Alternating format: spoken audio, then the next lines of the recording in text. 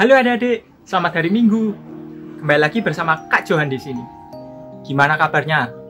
Sehat semua kan? Udah pada masuk sekolah belum? Pasti naik kelas semua kan? Kalau mau dihitung ya, kasih Tuhan kepada kita itu sungguh amat banyak. Kalian pagi ini boleh bangun pagi. Kalian sudah diberi kesehatan. Terus juga kalian boleh naik kelas. Hari ini kita juga boleh beribadah bersama.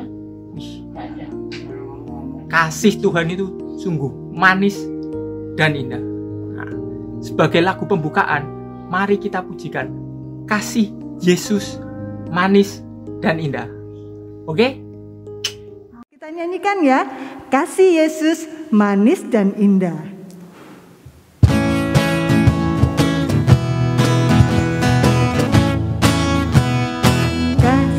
Yesus manis dan indah, kasih Yesus manis dan indah, kasih Yesus manis dan indah. Oh oh, kasih Yesus Lebih tinggi, lebih tinggi dari langit, lebih dalam dari lautan, lebih luas, lebih luas dari samudra. Oh oh, kasih Yesus, kasih Yesus manis dan indah, kasih Yesus manis dan indah, kasih Yesus manis dan indah. Oh oh, kasih Yesus lebih tinggi, lebih tinggi dari langit, lebih dalam dari lautan, lebih luas dari samudra. Oh oh, kasih Yesus. Oh oh, oh oh, kasih Yesus. Sekali lagi. Oh oh, kasih Yesus. Ya, kasih Tuhan memang manis dan indah. Kalau mau kita lihat ya, kasih Tuhan itu memang sungguh amat manis dan indah. Kira-kira untuk kalian, kasih Tuhan yang manis dan indah itu apa sih? Nah, coba kalian tulis di kolom komentar ya. Kakak pengen tahu, kira-kira kasih Tuhan yang manis dan indah untuk kalian itu apa sih? Nah, sebelum kita mulai ibadah lebih lanjut, mari kita berdoa terlebih dahulu. Ayo, mari kita berdoa. Tuhan Yesus, terima kasih Tuhan untuk pagi ini kami boleh bangun, kami boleh Engkau berikan kesehatan Tuhan, Engkau masih memberikan kami kesempatan untuk boleh beribadah bersama Tuhan. Tuhan, kasih-Mu kepada kami sungguh teramat banyak, dan itu semua manis dan indah Tuhan untuk kami.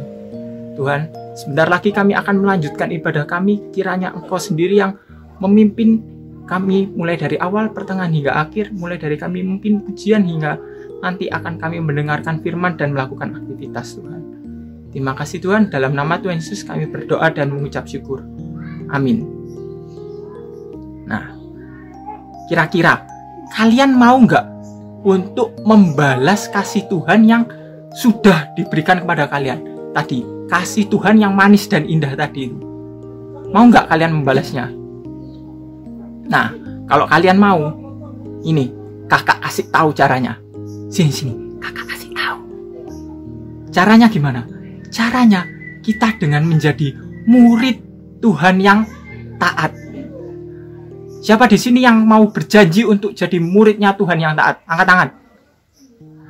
Kakak mau menjadi muridnya Tuhan yang taat. Untuk itu kita pujikan Tuhan Yesus, aku berjanji. Di sini mau kan semua berjanji untuk jadi muridnya Tuhan yang taat? Kalau gitu ayo kita pujikan lagu Tuhan Yesus, aku berjanji jadi muridmu yang setia.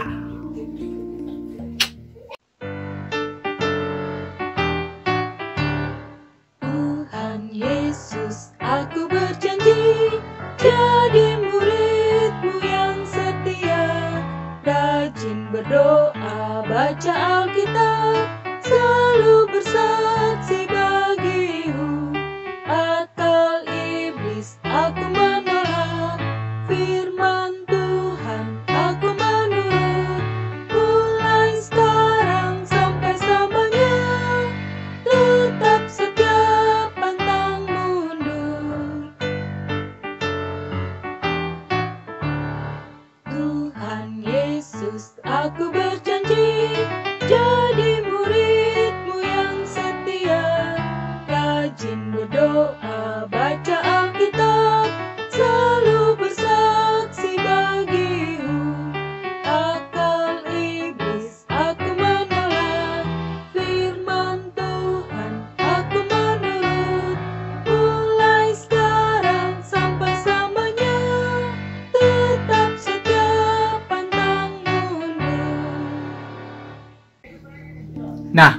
sekarang saatnya kalian kembali ke kelas kalian masing-masing.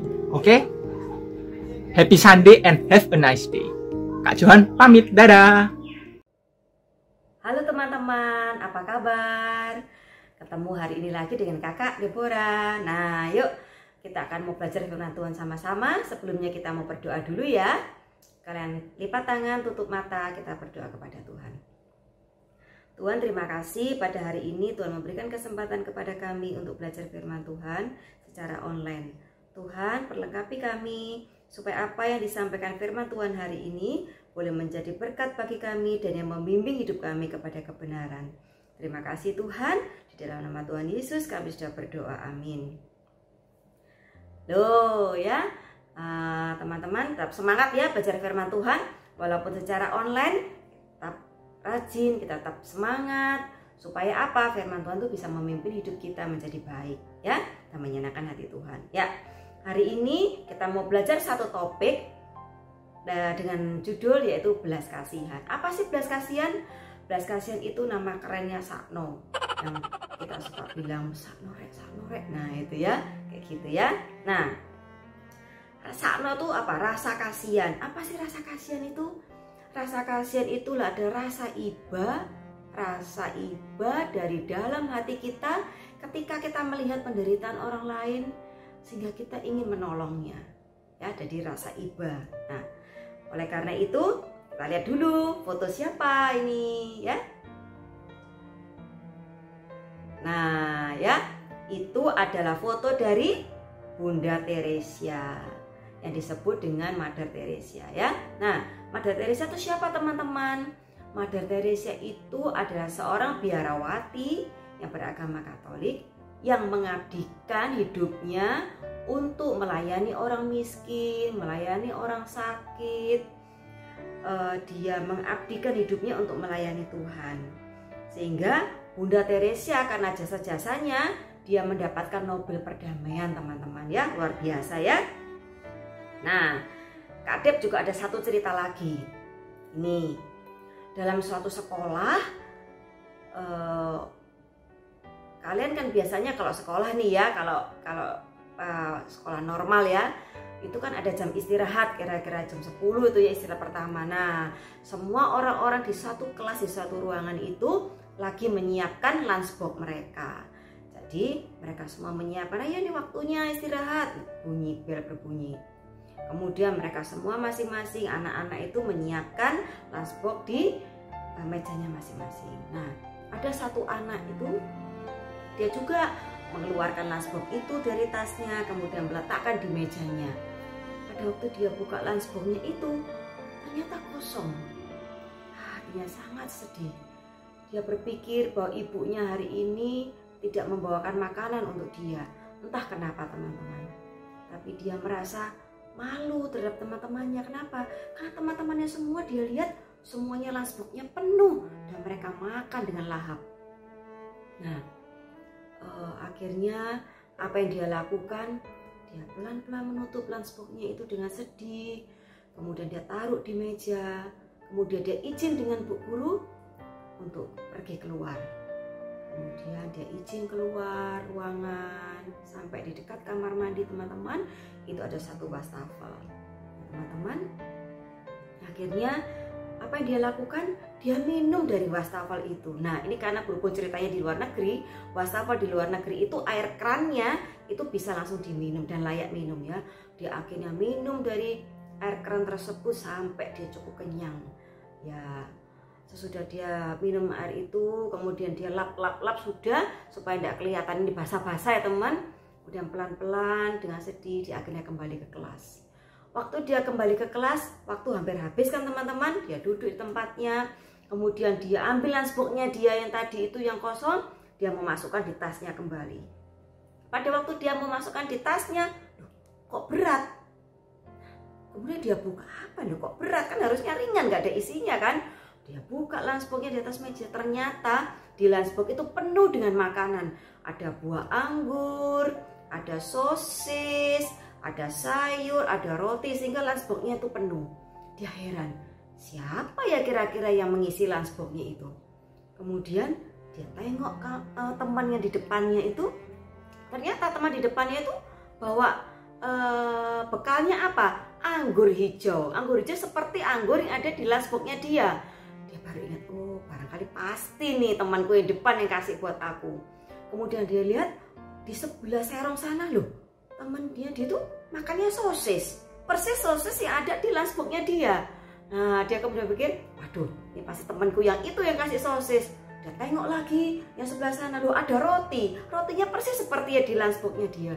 Aduh, dia sangat bersuka cita teman-teman. Karena apa? Teman-temannya itu care sama dia. Akhirnya dengan lahap, dengan sukacita dia makan dengan lahap. Kemudian teman-temannya itu sangat senang sekali. Teman-temannya pada ngeliat sama dia, temannya itu, wih, makannya lahap sekali. Jadi teman-temannya itu pura-pura gak tahu, tapi dia sangat senang. Dan yang dikasih juga senang teman-teman. Nah, seperti itu. Nah, teman-teman, nah Kadep sekarang mau tanya, kira-kira ya, apa yang menggerakkan dari dua cerita di atas? Yang pertama Mother Teresa, yang kedua yang terjadi di dalam kelas tadi. Kira-kira seperti apa teman-teman? Pasti karena mereka, yaitu Bu Mother Teresa dan teman-temannya tadi dari sekolah, mempunyai rasa iba, mempunyai rasa kasihan pada siapa? Kepada orang lain yang membutuhkan pertolongan. Nah teman-teman, rasa kasihan itu berasal dari hati mereka yang paling dalam untuk membantu teman, untuk membantu orang yang membutuhkan pertolongan, orang yang menderita. Tetapi rasa kasihan itu tidaknya berasal dari dalam diri, oh kasihan sakno ya, tapi nggak berbuat apa-apa. Tidak. Tapi rasa kasihan itu dipraktekkan, dilakukan. Seperti Bu Mother Teresa bukan hanya kasihan, tapi benar-benar terjun langsung membantu orang-orang tersebut. Orang-orang dari pinggir jalan diangkat oleh Bu Mother Teresa, kemudian dimasukkan ke tempat yayasannya dia, dirawatlah orang itu, orang yang sakit, orang yang menderita kelaparan, diberi makan, diberi obat, dan dirawat dengan baik. Demikian juga tadi yang berada dalam kelas, bukan melihat, aduh temanku tuh kasihan ya sama mamanya, barangkali nggak disiapin makanan, barangkali nggak ada makanan di rumah, tapi cuma sekedar rasa kasihan aja, tapi tidak memberikan sesuatu kepada teman, enggak kan? Mereka semua melakukan, mempraktekkan kasih itu kepada temannya, kepada orang lain. Nah, hari ini kita mau belajar firman Tuhan. Kita belajar firman Tuhan apa sih tentang belas kasihan? Kita belajar dari siapa? Nah, kita mari buka Keluaran 2 ayat 1 sampai 10. Musa lahir dan diselamatkan. Seorang laki-laki dari keluarga Lewi kawin dengan seorang perempuan Lewi. Lalu mengandunglah ia dan melahirkan seorang anak laki-laki. Ketika dilihatnya bahwa anak itu cantik, disembunyikannya 3 bulan lamanya. Tetapi ia tidak dapat menyembunyikannya lebih lama lagi. Sebab itu diambilnya sebuah peti pandan, dipakalnya dengan gala-gala dantel, diletakkannya bayi itu di dalamnya, dan ditaruhnya peti itu di tengah-tengah teberau di tepi sungai Nil. Kakaknya perempuan berdiri di tempat yang agak jauh untuk melihat apakah yang akan terjadi dengan dia. Maka datanglah putri Firaun untuk mandi di sungai Nil. Sedang dayang-dayangnya berjalan-jalan di tepi sungai Nil. Lalu terlihatlah olehnya peti yang di tengah-tengah teberau itu. Maka disuruhnya hambanya perempuan untuk mengambilnya. Ketika dibukanya, dilihatnya bayi itu, dan tampaklah anak itu menangis. Sehingga belas kasihanlah ia kepadanya, dan berkata, tentulah ini bayi orang Ibrani. Lalu bertanyalah kakak anak itu kepada putri Firaun, akan kupanggilkah bagi Tuan putri seorang inang penyusu dari perempuan Ibrani untuk menyusukan bayi itu bagi Tuan putri? Sahut putri Firaun kepadanya, baiklah. Lalu pergilah gadis itu memanggil ibu bayi itu. Maka berkatalah putri Firaun kepada ibu itu, bawalah bayi ini dan susukanlah dia bagiku. Maka aku akan memberikan upah kepadamu. Kemudian perempuan itu mengambil bayi itu dan menyusuinya. Ketika anak itu telah dibesar, dibawanyalah kepada putri Firaun yang mengangkatnya menjadi anaknya dan menamainya Musa, sebab katanya karena aku telah menariknya dari air. Ya, pada waktu orang Israel itu bertambah banyak yang tinggal di Mesir. Nah, itu menjadi suatu ancaman bagi bangsa Mesir. Karena itu Raja Firaun memerintahkan semua anak laki-laki orang Israel itu harus dibunuh. Nah, teman-teman, pada waktu itu ada keluarga Israel yang bernama Ibu Yokebed. Ibu Yokebed itu adalah seorang yang takut akan Tuhan. Ibu Yokebed melahirkan seorang anak. Nah, anak itu disembunyikan oleh Ibu Yokebed. Karena Ibu Yokebed itu seorang yang takut akan Tuhan, maka dia tidak membunuh bayi itu, melainkan dia membesarkan bayi itu. Nah, teman-teman, bayi itu dibesarkan, dirawat dengan baik sampai akhirnya 3 bulan lamanya. Nah, lama-lama kan tidak bisa ya, disembunyikan terus, bertambah lama tambah besar, pasti ketahuan nih. Akhirnya Ibu Yokebed memilih satu jalan, yaitu bayi tersebut dimasukkan ke sebuah keranjang, dan keranjang itu dilapisi dengan tir ya teman-teman ya. Tir itu sama dengan aspal. Mengapa? Itu sebagai perekat supaya tidak bocor. Kemudian diberi alas, rumput-rumput yang empuk. Kemudian bayi itu ditidurkan di dalam keranjang itu. Dan bayi itu diletakkan di sungai. Nah, kakak dari bayi itu bernama Miriam diminta oleh Ibu Yokebed untuk mengawasi dari jauh. Barangkali bayi itu diambil oleh siapa ya. Kemudian setelah ditaruh di tengah-tengah sungai itu, tiba-tiba ada rombongan dari putri Firaun dan dayang-dayangnya sedang mandi. Nah, mereka melihat bayi itu di tengah-tengah sungai dan bayi itu menangis. Kemudian mereka melihat bayi itu dan memberikannya kepada putri Firaun.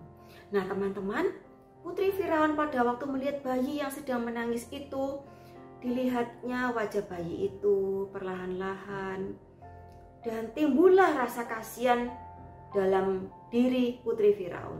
Teman-teman, putri Firaun karena mempunyai belas kasihan tersebut, putri Firaun tidak membunuh bayi itu teman-teman. Padahal dia tahu bahwa bayi itu pasti bukan bayinya orang Mesir. Tetapi teman-teman, Tuhan memberikan rasa kasih dan belas kasihan kepada putri Firaun.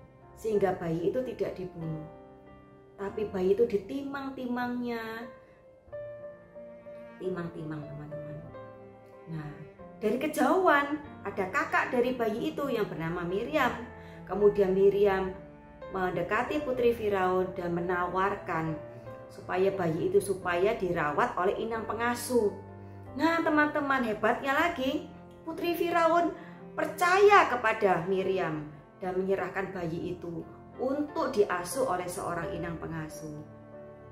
Malah diberi upah waktu untuk biaya membesarkan bayi tersebut, dan meminta mereka pada waktu nanti sudah besar harus dikembalikan kepada putri Firaun untuk diasuh oleh putri Firaun. Nah, teman-teman, mengapa seperti itu teman-teman?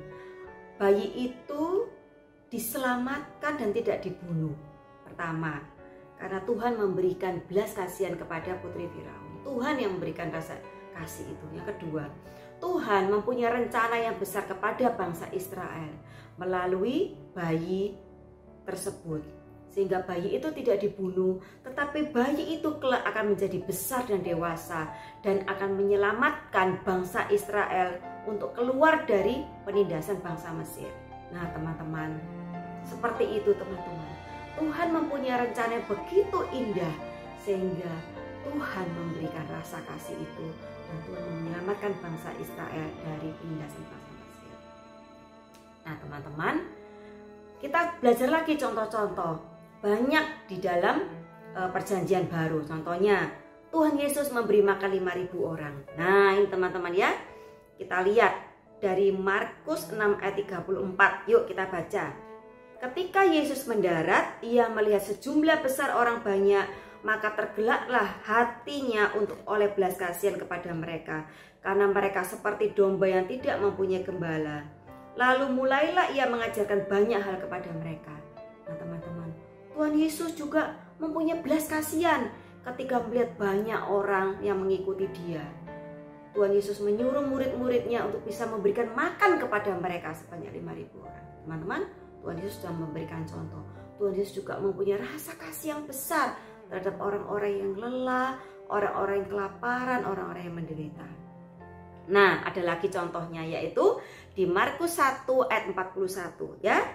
Maka tergeraklah hatinya oleh belas kasihan. Lalu ia mengulurkan tangannya, menjamah orang itu dan berkata kepadanya, "Aku mau, jadilah engkau talahir." Teman-teman, Tuhan Yesus juga mempunyai rasa belas kasihan ketika melihat orang yang menderita penyakit kusta. Sehingga Tuhan Yesus bukan tergerak aja, tapi Tuhan Yesus menyembuhkan orang kusta itu. Sehingga orang kusta itu bersukacita. Ada satu lagi teman-teman, perumpamaan orang Samaria yang baik hati. Nah, orang Samaria itu bermusuhan dengan orang Yahudi.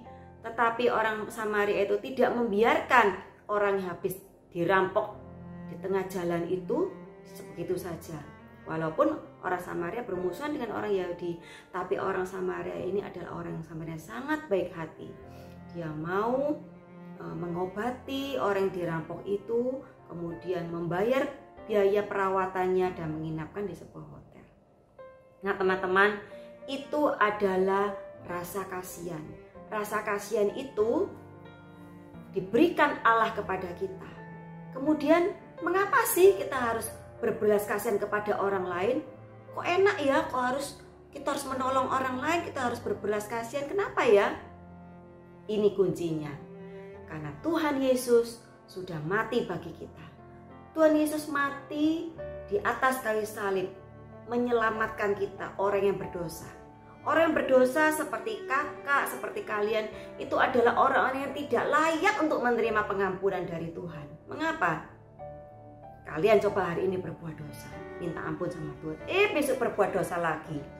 Besoknya berbuat dosa lagi, besok mengulang berbuat dosa lagi. Kira-kira capek ya melihat orang yang berdosa ini? Tapi kalian bersyukur. Tuhan Yesus mau mengampuni dosa kita. Tuhan Yesus sangat mengerti kita. Oleh karena itu kita patut bersyukur. Karena Tuhan Yesus sudah baik, sudah mati bagi kita. Kita pun harus berbuat baik kepada orang lain. Karena Tuhan Yesus sudah mengasihi kita, maka kita harus berbuat baik kepada orang lain. Nah teman-teman, seperti itu. Jadi yang pertama kakak, kita harus saling mengasihi. Kita harus berbelas kasihan kepada orang lain. Bukan hanya berbelas kasihan aja, tapi kita harus berbuat dengan tindakan yang nyata. Seperti kalian ada teman yang butuh pertolongan kalian. Misalnya kalian punya makanan, sedangkan teman kalian mungkin dia tidak mampu membeli makanan. Tidak ada salahnya kalau kalian juga membantu. Tapi juga bukan itu aja teman-teman. Kalian berbelas kasihan, memberikan rasa kasih aja juga sama. Misalnya ada teman kalian yang terluka, yang habis jatuh. Nah, kalian juga harus membantunya. Bukan hanya kasihan aja ya, tapi juga membantu, menolong teman kalian tersebut. Bisa juga di dalam rumah nih. Sekalian kan banyak di rumah aja ya. Kalian bisa membantu saudara, membantu kakak, membantu adik. Bukan aja karena kasihan. Waduh, aku kasihan deh melihat adik membersihkan mainan sendiri. Rasa kasihan harus kalian wujudkan, ikut membantu. Rasa kasihan kepada orang tua sudah capek membersihkan rumah, kalian harus ikut membantu orang tua. Mengapa? Tuhan sudah mengasihi kalian, maka kalian wajib membantu orang lain. Sehingga apa? Supaya nama Tuhan dipermuliakan dan kalian juga menyenangkan hati Tuhan, ya. Nah, ayat hafalan kita hari ini terambil dari Kolose 3 ayat 12. Karena itu, sebagai orang-orang pilihan Allah yang dikuduskan dan dikasihinya, kenakanlah belas kasihan, kemurahan, kerendahan hati, kelemah lembutan dan kesabaran. Tak ulangi sekali lagi ya. Kolose 3 ayat 12. Karena itu, sebagai orang-orang pilihan Allah yang dikuduskan dan dikasihinya, kenakanlah belas kasihan, kemurahan, kerendahan hati, kelemah lembutan, dan kesabaran. Ya, jadi kita melakukan belas kasihan, kita bermurah hati, kita rendah hati, sabar, lemah lembut itu karena apa? Karena kita adalah orang yang sudah dikasihi Tuhan dan dikuduskan. Dikuduskan artinya sudah dipilih oleh Tuhan sebagai anak Tuhan. Ya.